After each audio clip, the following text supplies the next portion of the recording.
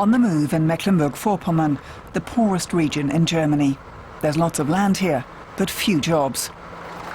Small farmers here cannot live off agriculture alone. Produce prices are too low. That's why Bernhard Lau tried to set up a horse riding club. But the project failed. Now his children care for the horses. There are just too few people who can afford horse riding. For job hunters, this region is a desert. Yet for others, it's a gold mine. Shut off from the outside world, this is the biggest farm in Germany, the agricultural concern Osterhuber. The property covers over 6,000 hectares. The compound includes Europe's largest cattle feeding plant. Its stalls hold 24,000 animals. Visitors are not welcome. Our request for an interview was turned down. And Osterhuber keeps on growing. A store for silage is now being built. Even a biogas facility has been built on the premises, all of it funded by millions in subsidies from Brussels. How much money each farmer gets paid is open to public scrutiny. Rainer Dambach is also interested in the project. He's the mayor of the nearest town of Pasewalk. After all, it's about money being invested in his region.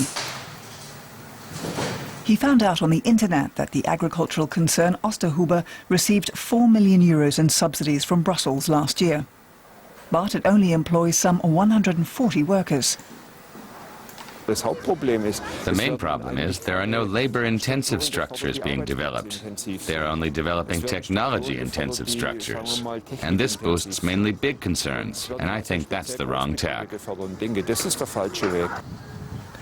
The more land you have, the more money you get. That's the principle behind the subsidies. So now, corn is even being cultivated on sand. This is only possible with the intensive use of fertilizers and money from Brussels. But criticism is growing too. This is not to say that we think the system's perfect.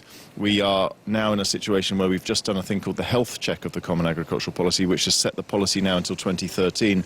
After 2013, there will have to be a new reform. So by the 1st of January 2014, we will have to have a new Common Agricultural Policy in force. And there we're going to take a very careful look at how the subsidies are done. There will have to be a much closer link between the subsidies and the public goods like environmental protection. And that would be good for the organic farmer Frank Schubert. Even he receives direct payments, but a relatively small amount, 7,000 euros a year, because his business is small. Instead of 24,000 cattle in the shed, he only has 18 on the meadow. His strategy is to concentrate on quality instead of quantity, so he can demand higher prices. We want to operate regionally. We want to create regional networks. That way you can live where you work and vice versa. He markets his own products, either at the farm shop, at the market or in restaurants. But it doesn't make for rich pickings. Schubert is just one of many who would like to see agricultural policies that put regional development and the environment first.